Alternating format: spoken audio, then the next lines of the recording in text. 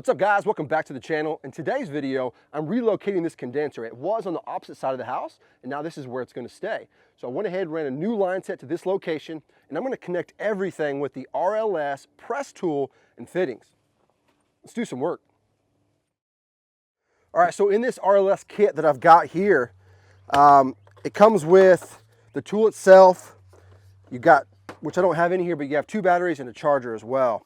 And it is an 18-volt Makita battery that it uses. So basically what I have here is I have jaws from 1 1/8 all the way down to 1/4 inch. So I can hit every size all the way down. So that's phenomenal there. That way I don't have to worry about which copper I'm working with. I'll have the right jaw for it. Not only that, RLS gives you everything you're gonna need to actually install this stuff the right way.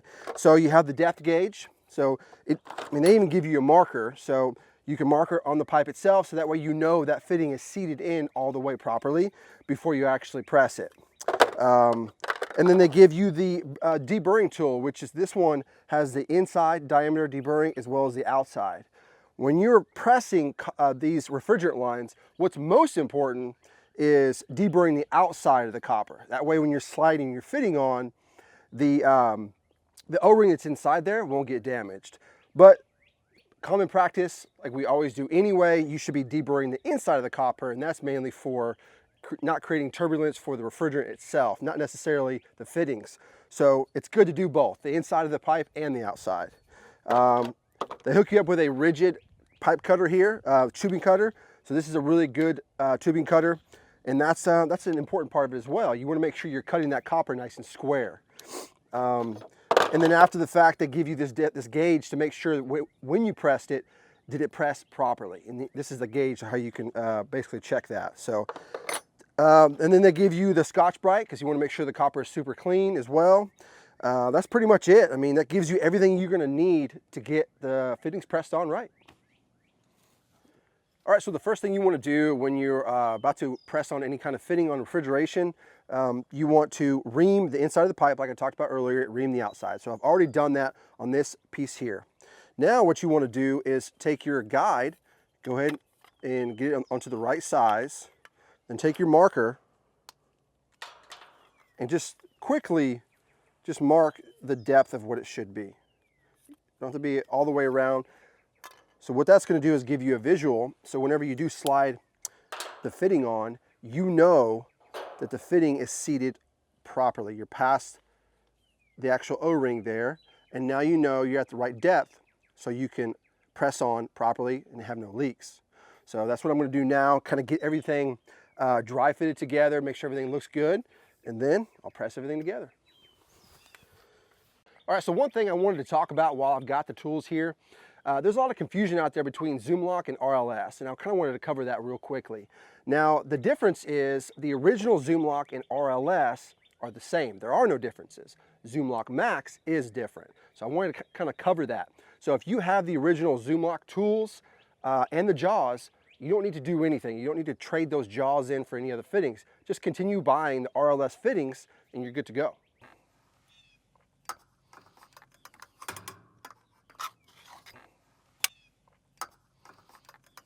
So that's basically all you do is you hit it on the inside, hit it on the outside, and kind of wipe the burrs off a little bit. It's pretty much ready to go there.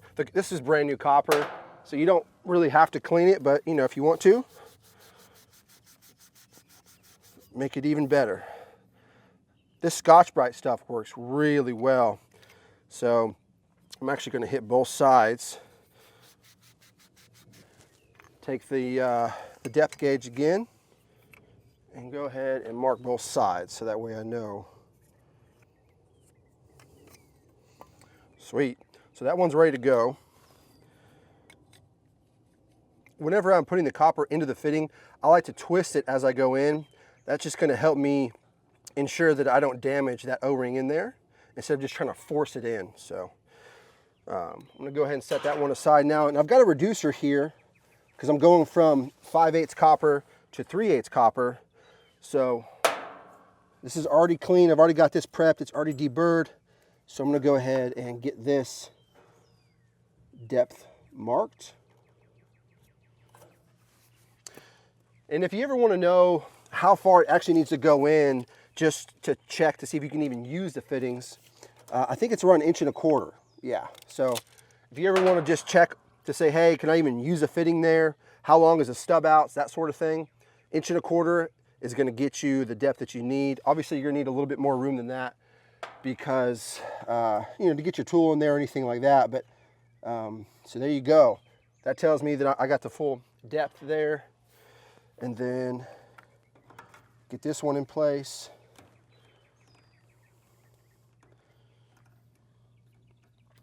Now I can go ahead, make sure I'm level.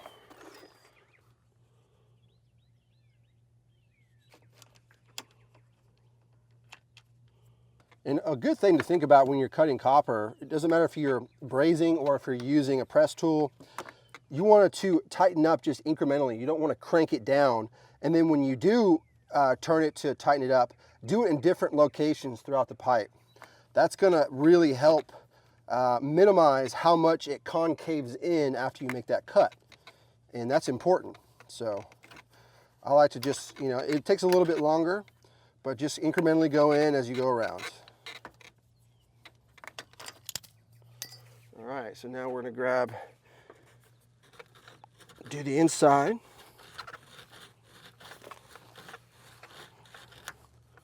Always tap the copper, get any of the burrs out of there. This is in a vertical orientation, so that helps too. Okay, that looks good. So now we want to take our depth gauge and mark it. We go ahead and put this side in first. And there you go. I mean,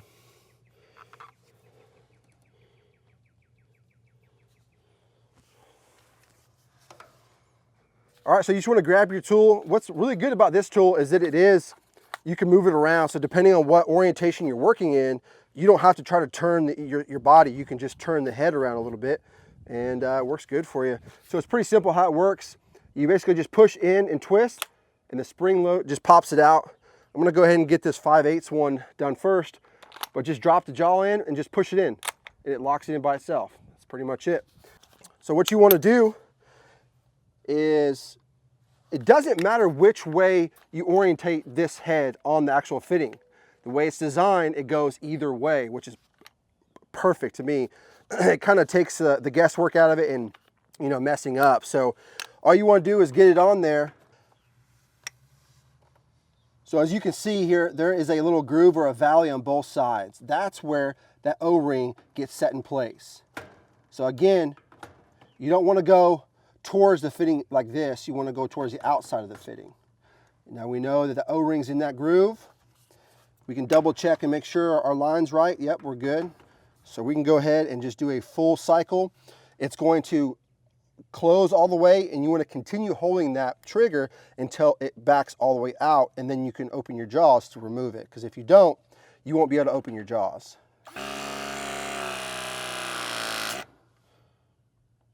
There we go. And that's it, guys.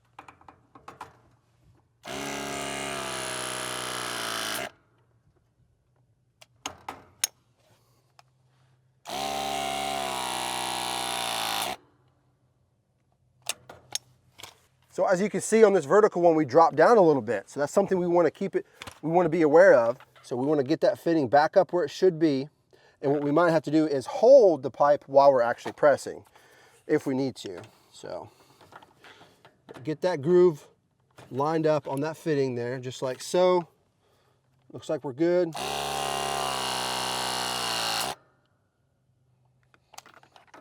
Beautiful. Man, that was just super quick and super easy too.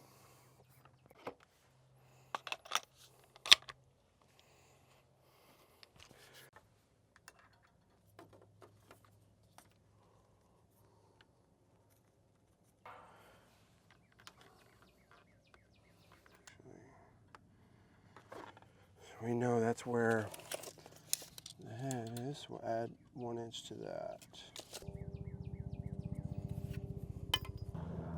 That looks good to me. Let's grab this 3/8 jaw.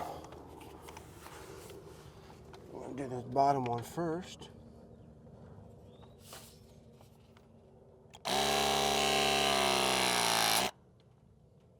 Man, that is just so fast.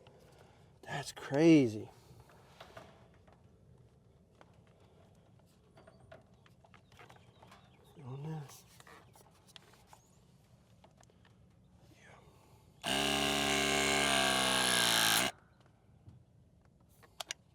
Done.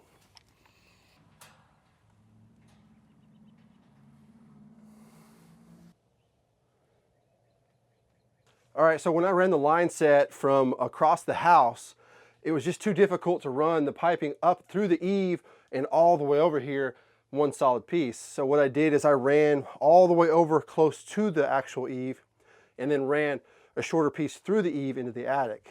So now what I'm gonna have to do is basically press on a coupling on the suction line down there in the attic. And that's really where this press tool comes in handy, because I can crawl back through there without a bunch of torches and no flame around all the insulation. Just quickly press it and be done. So I'm about to go do that now.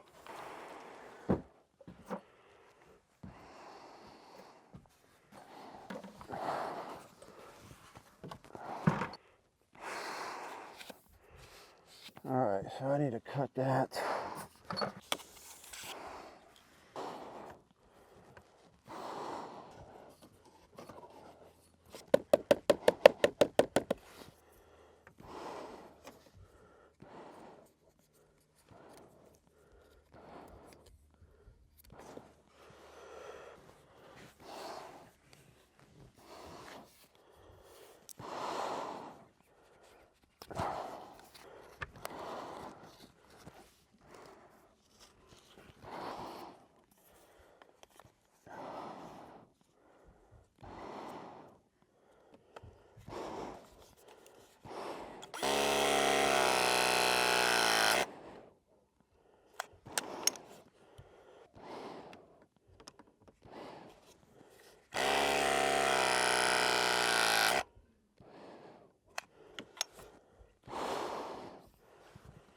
All right, that's it.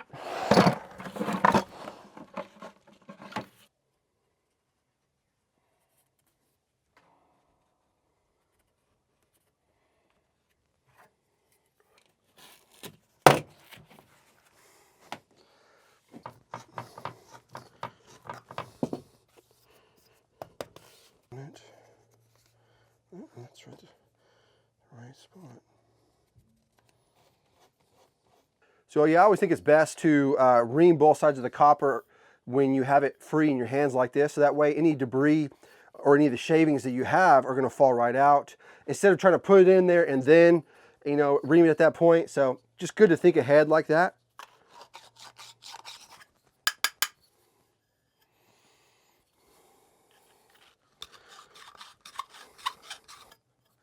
And then always just visually inspect it, make sure there's no little burrs hanging off. Like, looks good. There we go. So it's a good time to go ahead and get everything nice and cleaned up as well, and get your depth marked on both sides. That way you know you're good to go.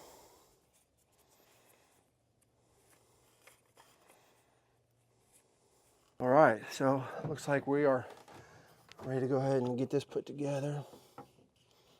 Again, twist that pipe as you're putting it in. It's gonna help get past that O-ring without messing it up. So if it's not wanting to go in, don't fight it. Just take a moment, figure out what's going on. If maybe they're binding up a little bit, take one loose and get it fitted on the other side, because I knew this side fit on there very nice. So there we go. All my depths look good. So I'm gonna go ahead, hit this bottom one, work my way up.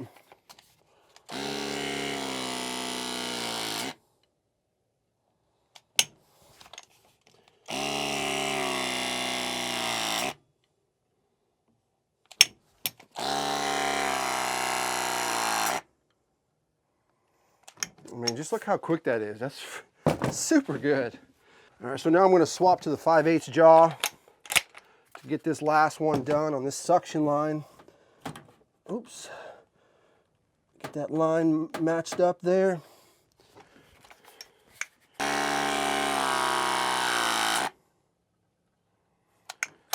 Bam.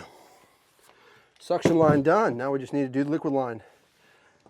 Be good to go.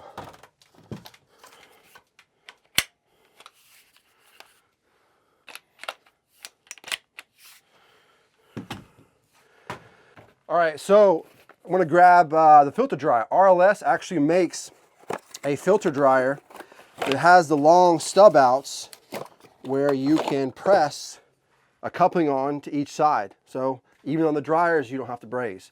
That's awesome. So I've already got my depth marked on this one.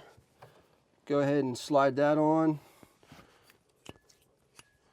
Let's get the depth marked on the dryer. Go ahead and do both sides.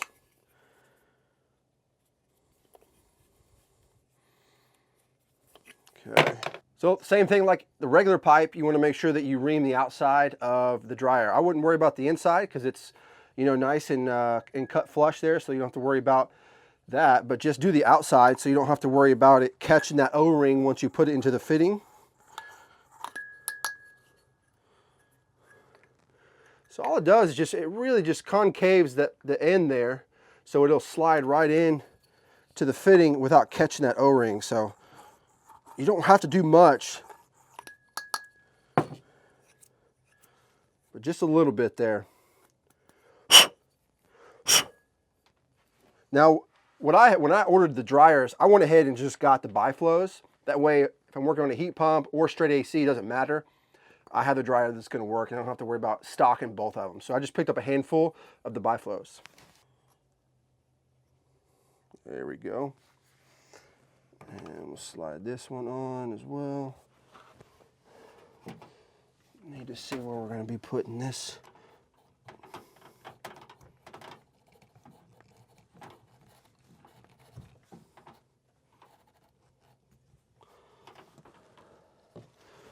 All right, so basically what I'm doing is I'm marking at the very end of the fitting. That way, and I know that if I look at the depth gauge, you want to add 1 inch for the 3/8 line. So that way I don't have to worry about trying to guess exactly where it's going to go. I just mark it and then add 1 inch to it. And I know that's going to be the perfect length. Okay, so if you notice, this pipe is shooting straight up, and I need to deburr the inside and outside of that pipe. You never want to do that when the pipe is sticking straight up because all those shavings are going to go right down in there, and we don't want that. Luckily, it's a 3/8 line, and you can easily take it and just hold it like this while you do it.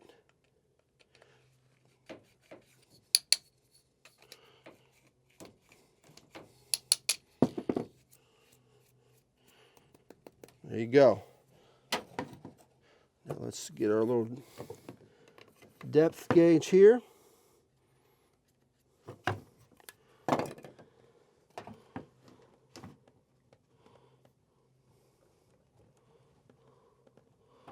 There you go. Already got the 3/8 jaw, so I'm ready to go. There's one. Recheck this top depth. Looks good.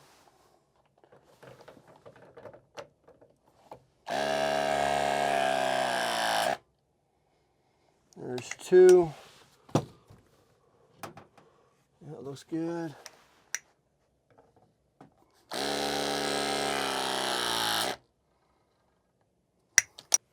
Gonna have to try to hold it up at the same time.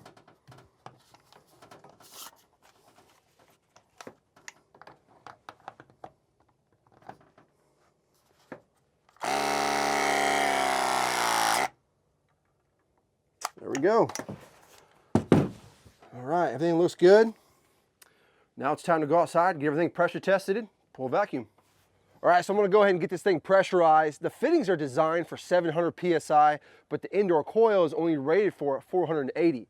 I'm not gonna be pressurizing the condenser, so it's just the line set and the indoor coil. So I'm gonna get this thing pressured up to about 450 PSI.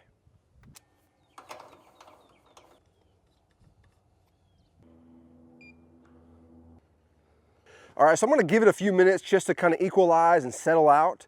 And then I'm gonna go ahead and perform a tightness test for about 15 or 20 minutes. If everything goes well, then we can go ahead and get this thing put on a vacuum.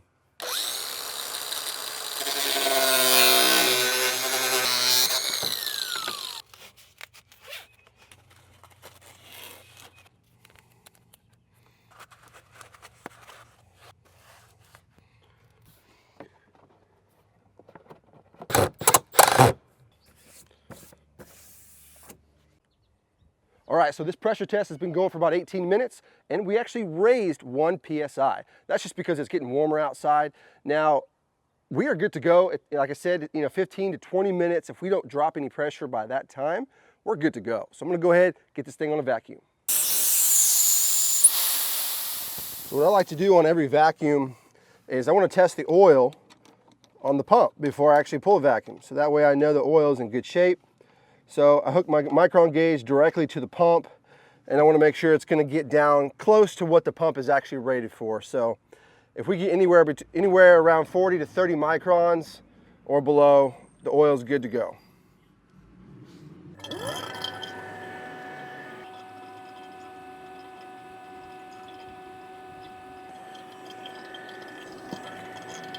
All right, so we got down to 20 microns, so I know the oil's good. I'm gonna go ahead and hook up my micron gauge on the liquid line valve here, and then I'm gonna use a 1 hose on the vapor line. And that's basically how I do my vacuums. It's a 1 hose setup.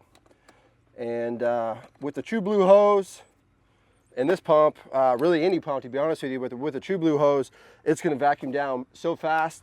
And then having the micron gauge as far away from the pump as possible, it is gonna basically create a scenario where it's going to be really, really accurate. You don't have to wait for the microns to settle or to come back up. If you were to put this directly on the pump, it would pull down quickly, but you would need to shut it down and let it settle out before you get a true reading. So that's why I kind of like to put the micron gauge all the way to the farthest point and only use a 1 hose setup. That way, as it's running and you're seeing the microns drop, it's very accurate. You don't have to wait around for things to settle out. All right, so first thing though, I need to put a core back into, because I removed the cores. So let me put the core back in. So put the micron gauge on the liquid side. Then I'm gonna I got a 1/2 inch connection on the pump here. So I'm gonna grab the True Blue hose that has the 1/2 inch on one side and 1/4 inch on the other. So I've had really good luck with the Hvac core tool. So that's what I'm going to use today. I've got some of the other ones too, the Appion and some other brands too, but for some reason, I don't know what it is, but this one seems to work very well. So I'm going to put this on the vapor side.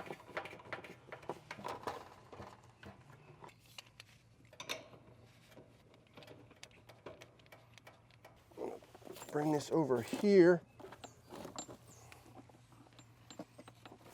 Try to get as level as possible. There we go. Everything feels good and tight. Ready to go. We're gonna open up the gas ballast and should be ready to go.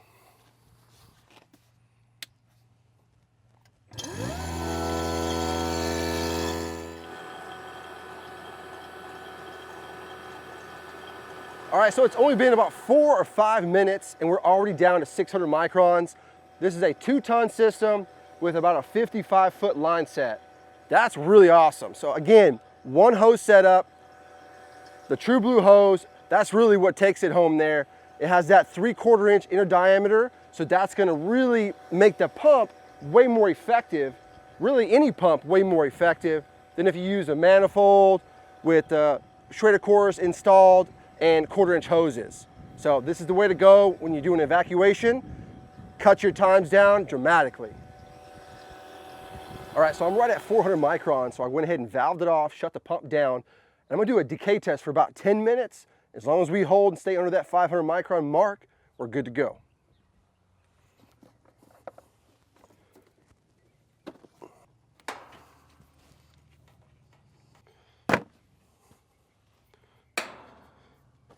All right, so since the decay test went well, what I'm gonna go ahead and do is just go ahead and open up the valves now, since we are full of refrigerant, and then once I start it up, I will, do the proper subcool, superheat, whatever it takes. I believe it's got a fixed indoor metering device, so I'll be charging by superheat, but I'll just add the refrigerant that I need for the amount of line set that I've added. So anyhow, I'm gonna go ahead and open up the liquid line here. Now I can remove my micron gauge. People ask me all the time about this micron gauge that I'm opening valves and introducing it to refrigerant. And these micron gauges are designed to take a little bit of pressure. So, nothing too crazy, but if you just open up the valve real quick and then you remove it, it does not affect the sensor whatsoever. All right, so now I'm gonna go ahead and open up the suction side as well. All right, so now I just need to put my core on the suction side and should be good to go.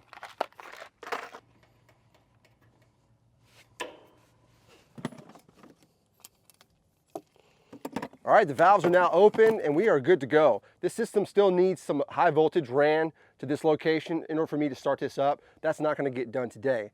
So I just wanted to show you guys the process on how we can use this RLS press tool and how it can really help us out in the field when we're in tight spots up in the attic, whatever it is. It's a good tool to have on the truck. I highly recommend it. But that's gonna complete today's video, guys. I hope you enjoyed it, you got something out of it. Hit that thumbs up if you did. Subscribe to the channel if you haven't already. Until next time, we'll see you guys later.